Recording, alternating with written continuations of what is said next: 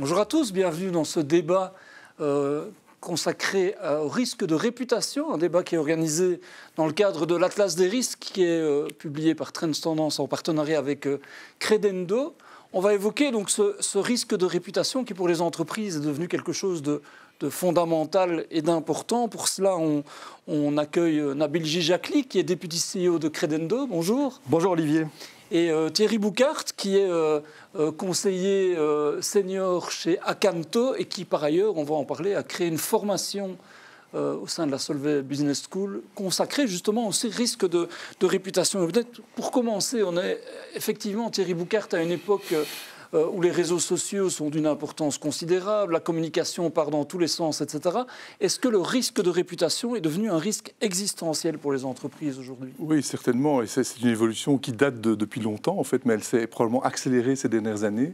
On a calculé, par exemple, quand on calcule la valeur d'une entreprise, à la fin du siècle passé, la valeur d'une entreprise était essentiellement constituée des actifs de l'entreprise, donc c'est ses bâtiments, sa production, ses stocks, etc.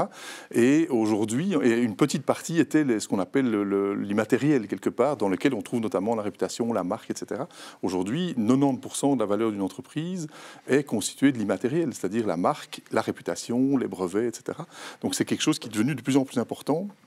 Et la réputation, les médias ont évolué, mais l'opinion publique a évolué aussi. Donc les gens qui suivent les médias ont accès à tellement de choses qu'effectivement, ils deviennent plus critiques. Ils cherchent quelque part la petite bête chez les entreprises.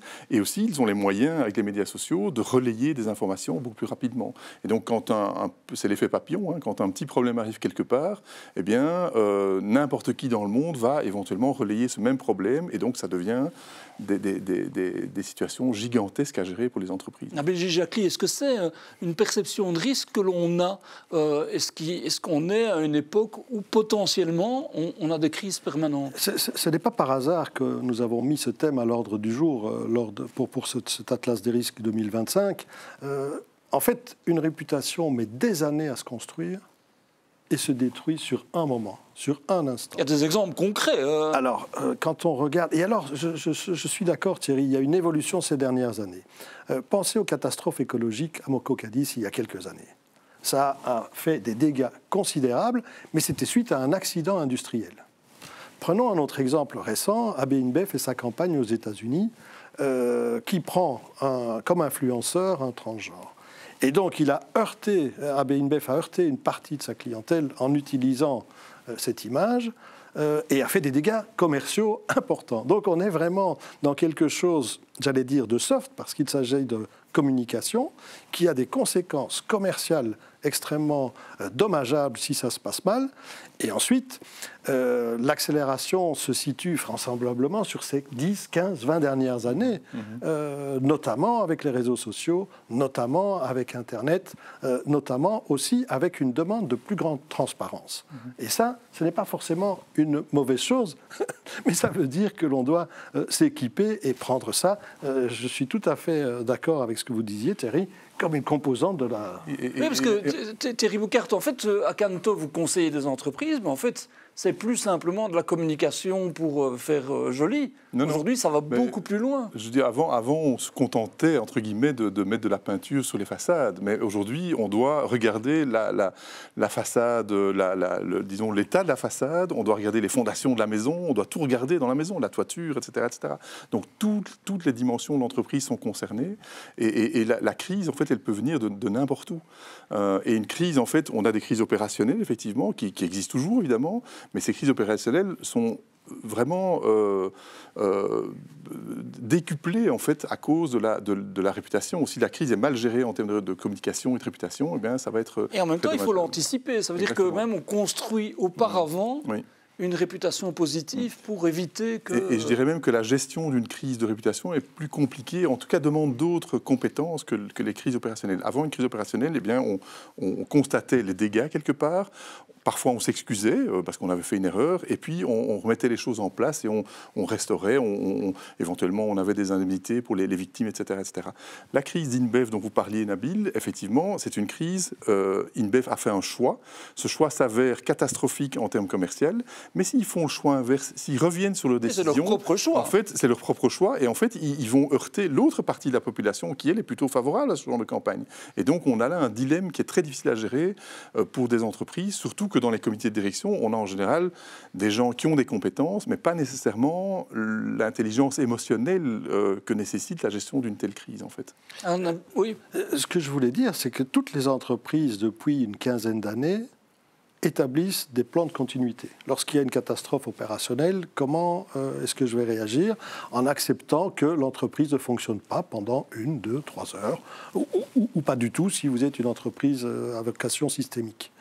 Mais dans chacun des BCP, par exemple chez Credendo, nous avons ce qu'on appelle un comité de crise, et dans ce comité de crise, il y a une responsabilité de communication qui prévoit notamment que le site Internet sera toujours fonctionnel, ne fût-ce qu'avec un site d'urgence.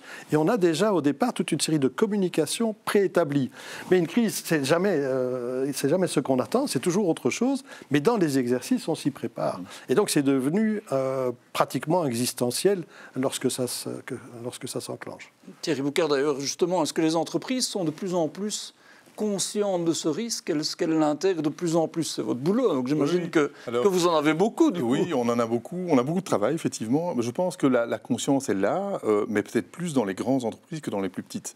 Donc je pense qu'il y a vraiment un problème au niveau des petites entreprises pour lesquelles c'est peut-être pas la priorité. Elles ne se rendent pas compte du danger. Elles manquent de moyens aussi. Et elles manquent de moyens, effectivement. Et je pense que c'est surtout là que se situe le problème. Les grandes entreprises, elles commencent, effectivement, depuis déjà quelques années. Bon, ça fait des années qu'elles font des plans de crise, des procédures de crise, qu'elles exercent en fait les personnes qui sont chargées d'un rôle dans ces procédures de crise. Donc ça se fait. Aujourd'hui, on ajoute cette dimension réputationnelle, de gestion des parties prenantes, etc. Moi, je pense qu'il y a aussi une évolution dans la composition des comités de direction, où toutes les dimensions du comité de direction doivent avoir aussi cette approche gestion des parties prenantes, gestion de la réputation, gestion de la communication.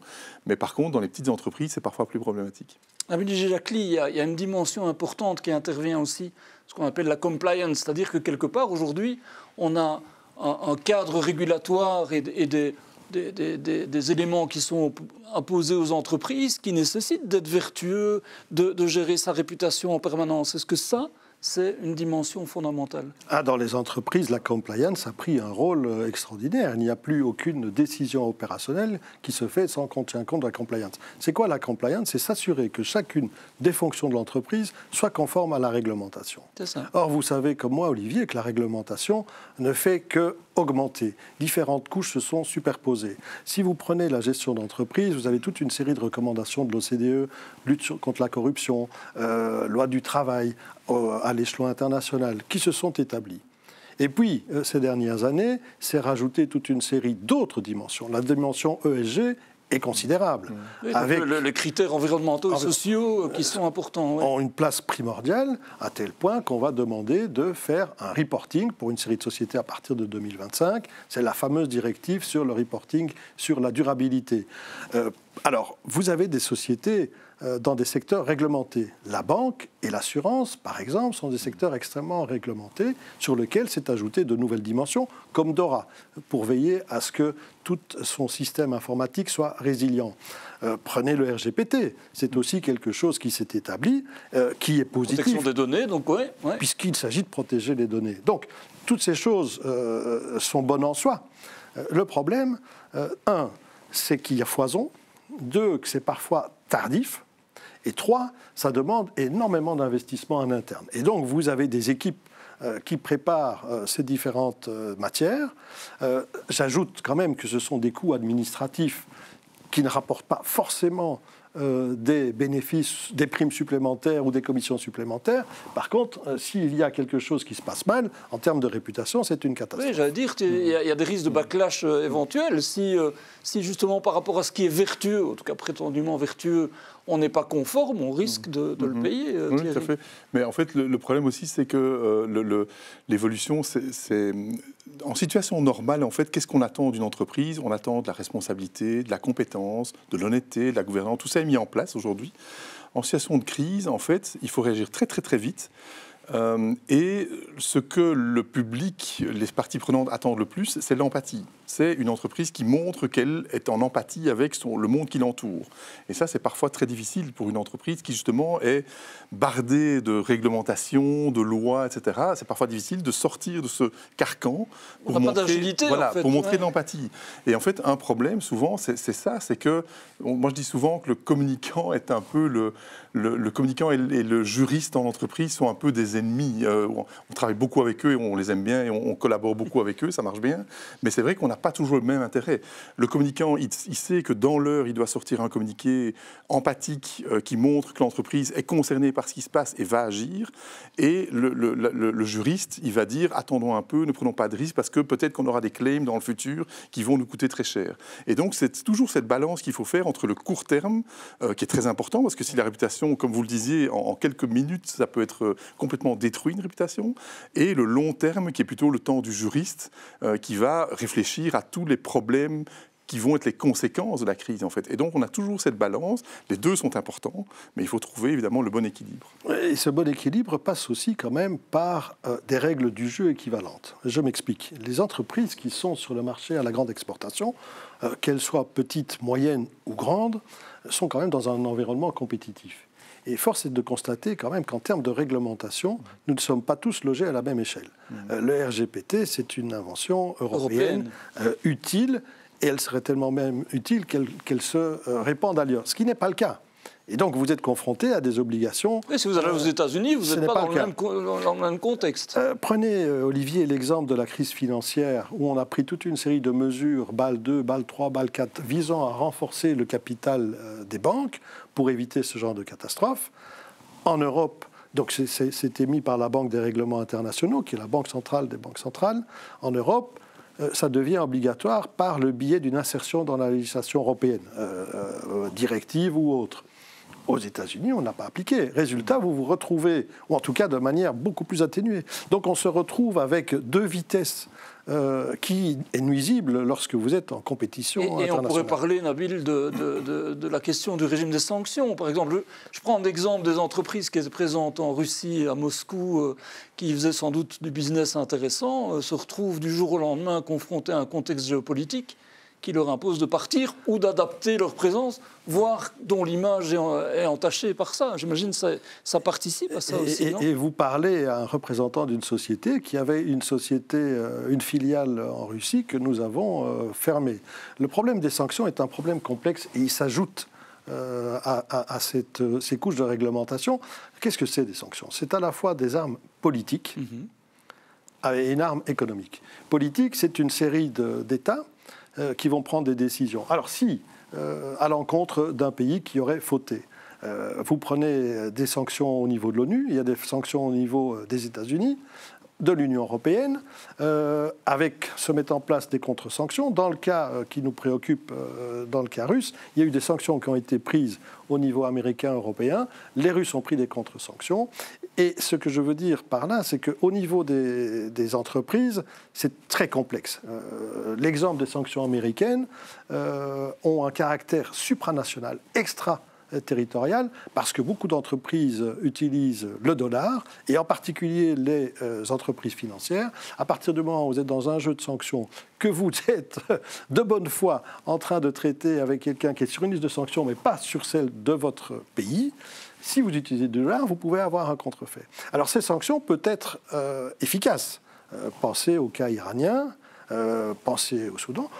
Dans le cas russe, ça reste quand même assez aléatoire. Jusqu'à présent, la Russie n'a pas été mise à genoux. Ceci étant, les sanctions se développent, sont présentes partout. Et pour les entreprises, croyez-moi, ça veut dire que vous avez à nouveau toute une série de choses à examiner et à respecter. Et à nouveau, c'est positif d'une certaine manière. Mais c'est une lourdeur administrative conséquente. Thierry Bouquer, ça montre bien, tout ce dont on parle là, que cet univers de la réputation, il est large et complexe, en fait. Oui, il intègre énormément de dimensions aujourd'hui. Il est large et complexe à différents niveaux. Hein. Donc, au niveau des compétences, donc toutes les activités de l'entreprise sont concernées. Enfin, nous, on a des études de réputation et on analyse en fait 7 dimensions. Il y a 3 dimensions soft qui sont la gouvernance, la citoyenneté, etc. Donc, la présence d'entreprise dans le monde qui l'entoure. Et puis, il y a des dimensions plus hard, les produits et services, bien entendu, l'innovation, la performance, performance économique, etc. Donc tout ça, toutes ces dimensions sont concernées. Et une entreprise qui veut avoir une bonne réputation, elle doit être bonne dans toutes ces dimensions. Elle ne peut pas en avoir une qui est vraiment catastrophique. Sinon, il y a des champions dans ce domaine-là? Oui, certainement. Enfin, en Belgique... je vais donner un exemple parce qu'il est assez connu, mais une entreprise comme Colruyt, par exemple, en Belgique, est une entreprise qui performe en fait assez bien. Ce n'est pas le champion dans chacune des dimensions, mais globalement, en moyenne, ils sont vraiment très bons, ils sont très cohérents dans leur approche, très consistants dans leur approche de réputation, et donc, effectivement, ils sortent toujours quasiment vainqueurs de toutes les études de réputation qu'on fait, parce qu'ils sont considérés comme étant une entreprise qui a une vision, la met en œuvre, est consistante, et n'a pas de casserole non plus. Donc ça veut dire qu'il faut être vertueux dans son image d'entreprise, cohérent. Et notamment dans tout ce qui est ESG, on en parlait, on ne peut plus se contenter de réparer éventuellement les problèmes qu'on cause avec son activité, on doit contribuer quelque part à un monde meilleur. Et donc c'est très différent, parce qu'il y a beaucoup d'entreprises qui à un moment donné ce qui n'est pas fondamentalement la vocation de l'entreprise au départ. Mais l'opinion publique attend ça. L'opinion publique ne se contente plus en fait d'entreprises qui simplement disent on a une activité qui est un peu polluante, on compense. Ben non, ça marche plus. Il faut aujourd'hui avoir des entreprises qui contribuent de manière positive à un monde meilleur, un environnement meilleur. Donc ça, c'est un point important aussi. Jacqueline, effectivement, il y a une époque où on parlait de greenwashing, par exemple, là, pour des entreprises qui faisaient des efforts, mais ce n'était pas cohérent, etc. On est en Europe dans un marché qui se veut vertueux, quelque part. Alors c'est positif sans doute, mais est-ce que... par moment, c'est contre-productif pour des logiques économiques? Je ne dirais pas que c'est contre-productif. Il y a deux aspects. L'aspect que j'évoquais tout à l'heure, qui était de, quelque part, éviter de prêter le flanc à des sanctions. Et donc, quelque part, c'est indispensable. D'un autre côté, on peut le voir de manière positive. Je vais vous donner l'un ou l'autre exemple. Lorsqu'un dossier à l'exportation présenté par une entreprise belge chez Credendo, nous avons toujours un volet où nous étudions l'impact économique, environnemental et social. Et donc, vous avez toujours un espèce de screening du projet qui est classé, je ne vais pas rentrer dans tous les détails, en fonction des impacts potentiels dans une catégorie. À partir de ce moment-là, donc on a une analyse du projet, ses points forts, ses points faibles, sur le plan social, sur le plan environnemental. Si une série d'éléments sont négatifs, à ce moment-là, on demande à l'entreprise ou au projet d'avoir un programme d'atténuation de ces impacts potentiels positifs ou négatifs. Dans un certain nombre de cas, ces études sont aussi accessibles au public, sont publiées.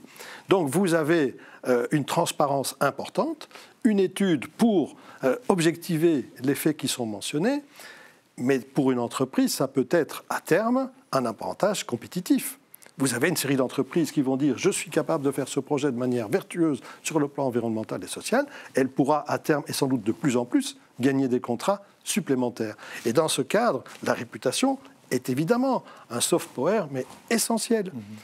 Et tout le monde se met au diapason. Et les directives, c'est un des aspects éventuellement positifs de ce genre de réglementation supplémentaire. Alors Thierry Bouckaert, en parlant d'une ère de risque, on est aujourd'hui à l'ère de l'intelligence artificielle, à ses prémices sans doute. On est aussi à l'époque des fake news, comme on appelle ça, en tout cas des images négatives que l'on peut véhiculer. Est-ce que ça veut dire que ça augmente le risque de manière vertigineuse? Oui, ça l'augmente et ça le rend plus complexe aussi, parce que même si une news est fake, parfois elle a un impact sur la réputation et l'entreprise, elle peut pas se contenter... prendre beaucoup plus de temps pour la déconstruire. C'est ça, et elle ne peut pas se contenter simplement de dire mais non, c'est faux, c'est pas correct, etc. Une fois que la nouvelle est lancée, elle vit en fait, elle vit sa vie dans les réseaux sociaux, etc. Et donc effectivement, oui, il faut d'autres arguments, et je pense qu'il faut vraiment une entreprise assez solide et qui répond de manière solide à ce genre de choses-là. Donc c'est un point... C'est déjà intégré dans les éléments de réflexion? Oui, il y a des entreprises qui le font. En tout cas, ce qu'il faut, c'est certainement se préparer en permanence. Donc, in tempore non suspecto, il faut se préparer, être irréprochable dans tous les domaines, vérifier. Il y a des contrôles internes, il y a de plus en plus en fait d'audits de réputation dans les entreprises aussi. Donc, on regarde tout ce qui peut éventuellement créer des problèmes. Il y a aussi un élément, on a parlé de l'aspect international, mais la perception de la réputation n'est pas la même dans tous les pays. Donc, il y a des pays chez nous, on est en général assez critique, donc l'opinion publique est assez critique. Il y a des pays, et c'est pas du tout négatif ce que je dis, mais quand on fait des études de comparaison de réputation dans différents pays pour la même entreprise, on va avoir des résultats bien plus positifs, par exemple au Brésil, qu'en Belgique ou en Europe, de manière générale. Et même en Europe, on va avoir des différences d'approche entre la France, les Pays-Bas et la Belgique, qui sont des pays très proches. Mais l'opinion publique est différente. Et la culture, quelque part, est différente. Donc, et donc, on le voit aux États-Unis maintenant, exactement. Où on ne comprend pas parfois ce qui se passe, alors que la culture au sens large est différente. Oui, et l'entreprise doit s'adapter à ça aussi. Elle ne peut pas appliquer la même recette dans tous les pays. Donc ça, c'est aussi un élément dont elle doit tenir compte. Pour les entreprises multinationales, par exemple, c'est parfois très difficile. On a eu un cas d'une entreprise qui a dû gérer une crise qui s'est passée en Europe, une entreprise plutôt basée aux États-Unis. Elle l'a gérée à la manière américaine, c'était une catastrophe.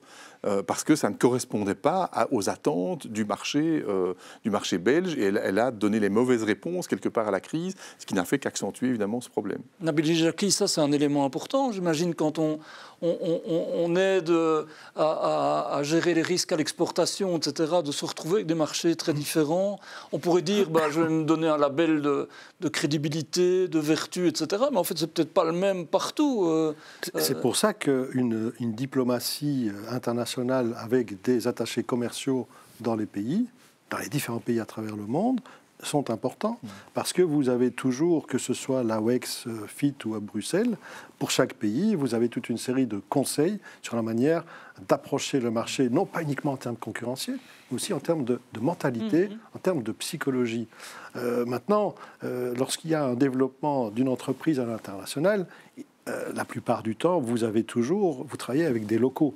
Vous avez, du personnel local dans vos locaux. Et donc, vous avez des gens qui ont cette sensibilité-là. Il est important de la prendre en compte dans sa dimension. L'aspect que je voulais aborder un instant par rapport à ça, ça peut éviter de faire du greenwashing. Parce que ce qui sera perçu ici comme positif le sera vraisemblablement dans d'autres pays, mais à l'inverse n'est pas toujours aussi vrai. Et donc, tout ce souci de transparence, c'est une vertu positive dans ce cas-là. Thierry Bouckaert, un élément peut-être plus lié au CEO en tant que tel ou aux individus. Suite à un cas un peu difficile, j'ai interrogé Hermeline Gosselin, qui a créé un bureau aussi de conseil sur les questions de réputation, qui disait la machine médiatique, aujourd'hui, elle peut broyer des individus. Est-ce que c'est une réalité ? Est-ce que on doit aussi faire face à quelque chose, on le disait, qui peut être existentiel pour une entreprise, mais qui est aussi, à titre personnel, quelque chose de très important. Je veux dire, c'est quelque chose qui va choquer certains des auditeurs, mais la première victime d'une crise, et certainement d'une crise de réputation, c'est le CEO de l'entreprise. Il ne faut pas imaginer que ces gens sont insensibles et inhumains. Souvent, ils sont eux-mêmes surpris et ils sont choqués dans l'entreprise qu'ils dirigent, qu'ils ont parfois fondée, qu'ils ont parfois créée. Et donc, c'est très dur pour eux. Et ils doivent, comme je le disais tout à l'heure, très rapidement mettre des choses en place, réagir, avoir un sang-froid inouï. C'est presque des surhommes qu'on demande, ou des personnes. D'où votre formation à Solvay, par exemple. Exactement. Et en fait, on a vu en fait des CEO vraiment qui avaient des compétences extraordinaires de management, de gestion, etc. Une situation de crise arrive et ils sont effectivement brisés, ils sont cassés. Parce qu'on dit aujourd'hui qu'on doit travailler sur le personal branding des CEO de plus en plus, c'est-à-dire que c'est eux qui doivent se mettre en avant, etc. Mais évidemment, on s'expose dans ce cas-là. Et le CEO joue un rôle extrêmement important pour reprendre la confiance des parties prenantes, etc. Il doit intervenir, il doit sortir du bois. Souvent, on le protège quand les situations ne sont pas dramatiques. On va avoir un porte-parole ou des personnes de son équipe qui vont, disons, s'exposer. Mais quand il y a une crise majeure, c'est lui qui doit sortir, évidemment. Et donc, ça l'expose très fort. On a eu des cas, effectivement, où le CEO a dû sauter. Prenons le cas de Volkswagen, qui a eu une crise quand même importante il y a quelques années. Le CEO du groupe en Allemagne a extrêmement mal réagi. Il a sauté après quelques jours. Le CEO américain, lui, a une toute autre attitude. Je parlais d'empathie tout à l'heure. Il a en fait tout de suite dit on a fait des erreurs, on a commis des erreurs, etc. Eh bien, il a été beaucoup plus, son discours a été beaucoup plus accepté. Donc voilà, une attitude n'est pas l'autre, mais lui, en tout cas, il a dû quitter son poste assez rapidement. Nabil Jacqui, on voit que cette question de réputation, elle touche beaucoup de choses, en fait, aujourd'hui, et qu'elle est centrale, sans doute, dans la stratégie des entreprises. Ça veut dire que si on l'appréhende bien, ça peut être une opportunité. Ah ça, j'en suis convaincu. Mais encore une fois, cette opportunité, elle doit pas s'établir sur des sables mouvants. Donc on doit avoir un narratif et une histoire qui correspondent à la réalité. Vous ne pouvez pas être dans l'imaginaire. Vous devez aussi l'intégrer dans l'ensemble de la chaîne de votre écosystème. Je veux dire, on conçoit un produit, on le commercialise, on a toute une étude entre les deux. À chaque instant, ça doit être présent. Et de cette manière-là, j'aime beaucoup l'exemple que vous avez donné, Thierry, sur Colruyt. De cette manière-là, vous racontez une histoire qui est non seulement crédible, mais sur l'ensemble de la ligne. Et ça, c'est essentiel. L'exemple le plus connu dans ce domaine-là, c'est Patagonia, hein, la marque que vous connaissez probablement tous, une marque de vêtements qui était une vieille marque peut-être un peu vivotante. Et son patron, qui était assez âgé, en fait, a décidé à un moment donné de changer fondamentalement la stratégie de la société, en ce compris même la manière de la gérer. Donc il a permis aux employés de devenir actionnaires, etc. Il a créé une boîte. Tout l'ADN de la boîte aujourd'hui va dans la même direction. Et cette boîte est un succès mondial, évidemment. En termes de réputation, c'est une des boîtes qui a la plus belle réputation au monde. Et parce qu'il y a cette cohérence. Merci à tous les deux. On voit que le sujet est passionnant. Nous avons donc abordé le risque réputation. Merci Nabili Jacli, député CEO de Credendo. Merci Thierry Bouckaert, senior advisor de Acanto notamment.